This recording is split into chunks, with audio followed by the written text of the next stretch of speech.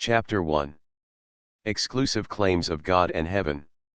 If God is universal, and paradise is for all people, why does Christianity claim as the only reliable religion that will ensure humanity's access to God and the assurance of heaven?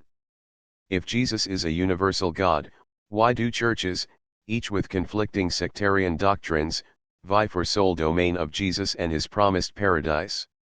Christians today impulsively believed that Jesus was God incarnated.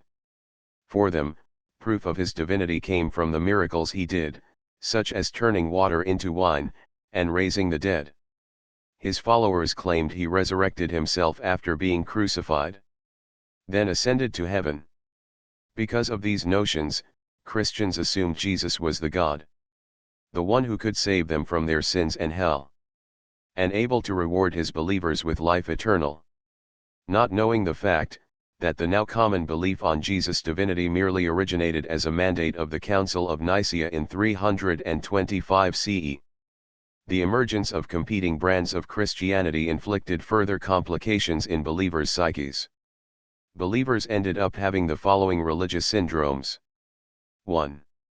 A delusion that one's hereafter is assured, and God takes care of his believers every day of their lives. Despite the fact that there's no actual difference between the fate of Christians and non-Christians, religious and secular alike. Tragedies and bliss come to us regardless of religion.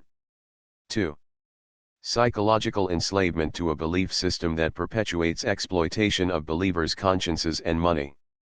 Believers are conditioned to think that a curse will befall them if they stop attending church services or stop giving money to their glamorous church and clergy. 3. Social psychological exclusivism resulting from believers' conviction that their belief system is the only means mandated by God to connect with Him and be assured of heaven.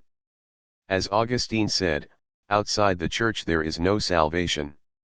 By that he meant the Catholic Church, of course. 4.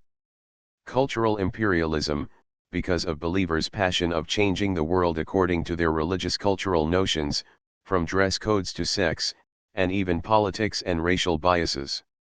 5. Social interventionism, resulting from believers' conviction that they are divinely mandated to propagate their distinct notions of God and paradise, and turn this world into their church's kingdom. While the world created products to make life more convenient, to trade and sell food, goods, and services necessary for daily life, the church was able to successfully market the notion of a supernatural being and a utopia beyond death, and exploit a big chunk of the human race. There is nothing more culturally breathtaking than seeing our modern society finally freed from the long years of enslavement by the church in particular, and religion in general.